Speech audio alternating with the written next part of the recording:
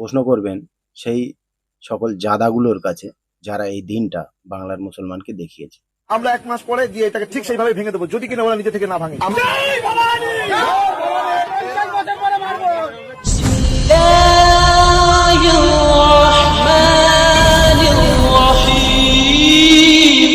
আসসালামু আলাইকুম প্রিয় দর্শক, আমার নাম মোহাম্মদ আব্দুল হাবিব মন্ডল আর আপনারা দেখছেন হাসিম মিডিয়া। বর্তমান আমাদের এই ওয়েস্ট বেঙ্গলে মুসলিম জাতির কি পরিস্থিতি আপনারা এই ভিডিওটা দেখলে ইনশাল্লাহ জানতে পারবেন। এই সত্যটা জানার পরে যদি আপনাদের মনে হয় যে আমাদের কাউকে প্রশ্ন করতে হবে, তাহলে প্রশ্ন বিজেপি গভর্নমেন্টকে না, প্রশ্ন করবেন সেই সকল জাদাগুলোর কাছে যারা এই দিনটা বাংলার মুসলমানকে দেখিয়েছে। সর্বপ্রথম আপনারা এই ভিডিওটা দেখেন। যদি বাবরি মসজিদ ভাঙতে পারি তো এই মসজিদটা তো একটা সামান্য তুচ্ছ ব্যাপার, আমাদের তুড়ি মারলেই ভেঙে যাবে।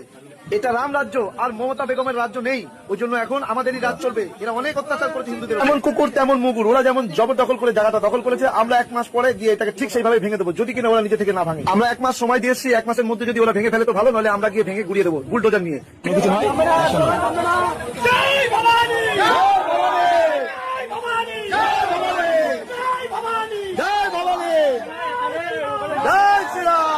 এটার পরে কোনো কিছু হয় বললাম বিজেপি না দিয়েছি কথা বলতে আমাদের দায়িত্বটা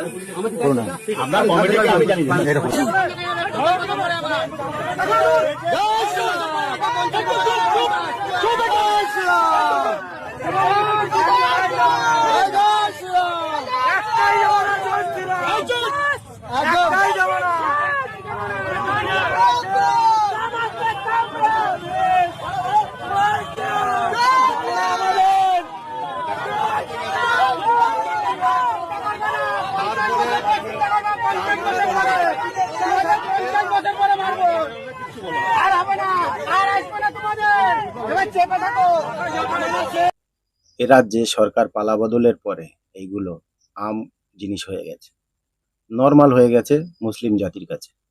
এখন এর মেন ঘটনা আমি আপনাদেরকে জানাবো, কিন্তু তার আগে আপনাদের কাছে একটা অনুরোধ, আপনারা প্রশ্ন করবেন সেই সকল জাদার কাছে তাদের মুখ এখন চুপ কেন, কি হয়েছে তাদের মুখে, বড়াজার, মুখরোগ, শুল ব্যথা, কি হয়েছে তাদের মুখ বন্ধ কেন এইগুলোকে নিয়ে? কেন তাদের আজকের এই সকল জিনিসগুলোকে নিয়ে কোনো আন্দোলন হচ্ছে না? যারা মমতা ব্যানার্জি গভর্নমেন্টে থাকতে দিনে 3টে 4টে করে আন্দোলন করত, তারা আজকে কোথায়? কেন তাদের মুখ বন্ধ?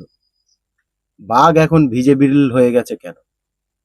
এই প্রশ্নটা তাদের কাছে করবেন। আমি বলছি না যে মমতা ব্যানার্জির গভর্নমেন্টে যত নেতা ছিল তারা ভালো, অনেকেই ছিল বদমাইশ, গুন্ডা, চোর, কিন্তু যাদেরকে আপনারা ভালোবেসে নিয়ে এসছেন তারা সকলেই ওই রকম। শুধু এই একটা মসজিদ নয়, রাজ্যে পালাবদলের পরে বাংলায় অনেক মসজিদের উপরে অত্যাচার হয়েছে, অনেক মসজিদ বন্ধ করেও দেওয়া হয়েছে। আপনার এই ভিডিওটা এখন অরিজিনাল কাহিনীটা আপনারা শোনেন, আমি বলবো না, হয়তো আমার কথা শুনে অনেক অন্ধভক্তদের খারাপ লাগে, গালাগালি করে, কিন্তু গ্রাউন্ড লেভেলে গিয়ে যে ভাইটা আমার রিপোর্ট করেছে, আমি চিনি না ভাইটাকে, আপনারা এই ভিডিওটা দেখেন, দেখলে বুঝতে পারবেন। এ রাজ্যে সরকার পালাবদলের সঙ্গে সঙ্গে বিভিন্ন মুসলিমদের ধর্মীয় সম্পত্তি কতটা বিপদের মধ্যে পড়েছে আপনাদেরকে সেটাই দেখাচ্ছি। এই মুহূর্তে আমি উপস্থিত আছি গাইঘাটা ব্লকের নেড়া গাজীপুর জামে মসজিদের সামনে। আপনারা যে আমার সামনে যে মসজিদটি দেখতে পাচ্ছেন, এই মসজিদটি 1918 সালে এখানে স্থাপিত হয়েছিল। এই যে টোটাল যে জায়গাটা আপনারা দেখতে পাচ্ছেন, এটা টোটাল 28 শতক জায়গা। যে সময় মসজিদটি তৈরি হয়েছিল মুসলিম সম্প্রদায়ের 1955 সালে যে আরএস আছে সেখানে কিন্তু মুসলিম সম্প্রদায়ের হিসাবেই রেকর্ড আছে। পরবর্তীতে কেবি হওয়ার সময় এই জমিটা কিন্তু টোটালটা ভেস্ট হয়ে যায়, 1 নং খতিয়ানে চলে যায়।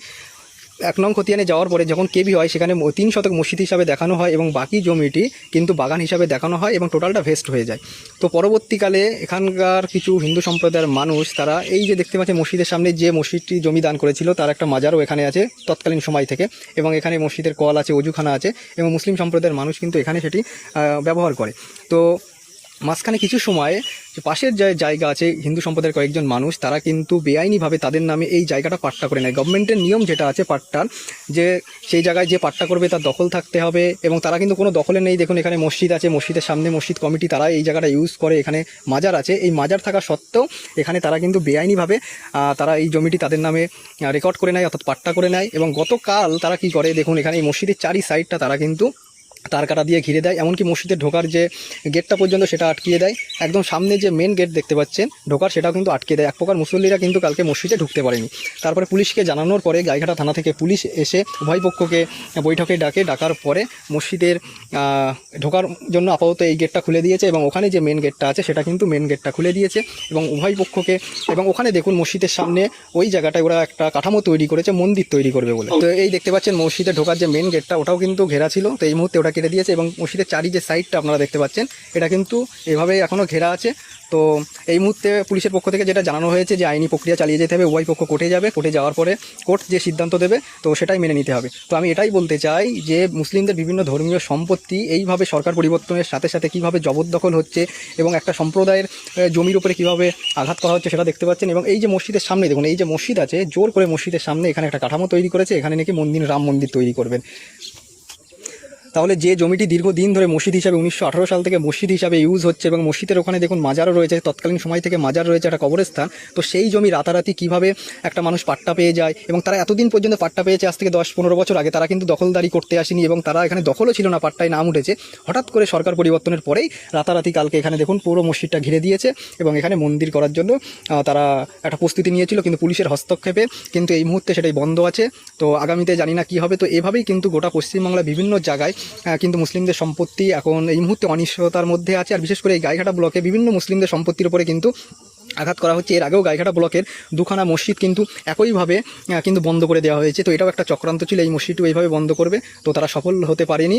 তো আমরা চেষ্টা করছি এটা আইনি প্রক্রিয়া, একটা লড়াই চালিয়ে যাওয়ার জন্য। তো আপনারা সকলে পাশে থাকবেন এবং ভিডিওটি বেশি বেশি সকলে শেয়ার করবেন। আমি বারবার আপনাদেরকে বলেছিলাম, এই যাদের পিছনে আপনারা দৌড়দৌড়ি করছেন এরাই মুসলিম জাতিটাকে ধ্বংস করবে এই ওয়েস্ট বেঙ্গলে, চাই সে পীরজাদা হোক আর যে কোনো জাদা হোক। এখন প্রশ্ন করুন তাদের কাছে গিয়ে, তারা এখন কোথায়, কোন কবরে ঢুকে বসে আছে। এখনো পর্যন্ত আইএসএফ এর কিছু কর্মী মোড়ে মোড়ে তারা এই সরকারের গুণগান গোনাচ্ছে, ভালো, অনেক উপকার হবে, হ্যান ত্যান, যেমন ওদের জাদাগুলো গোনায়। এখন অনুরোধ আপনাদের কাছে, আমাকে গালাগালি না করে ওয়েস্ট বেঙ্গলের মেন সিচুয়েশনটা একটু রিসার্চ করে দেখেন। আর কটা দিন যেতে দিন, এরা আপনাদের ঘাড়ে উঠে বসবে। যেমন উত্তরপ্রদেশে না ঘাড়ে উঠে বসছে, ঠিক ওইভাবে আপনাদের ঘাড়ে উঠে বসবে। আমার ভিডিওর কমেন্ট সেকশনে আজকে দেখলাম এক 6 29 তিনি এসে বলছে এই ধরনের ভিডিও বানাবেন না। মানে সে কি ধরনের মুসলমান? মুনাফেকের থেকেও খারাপ মুসলমানগুলো, যারা অন্যায় জুলুমের প্রতিবাদ করে না, তারা মুনাফেকের থেকেও খারাপ। এখন যান আপনাদের সে জাদা আর সে জানের কাছে, গিয়ে তাদেরকে ধরেন। তোমাদের মুখে এখন মুখরোগ হয়েছে কেন? একটু কিছু বলো।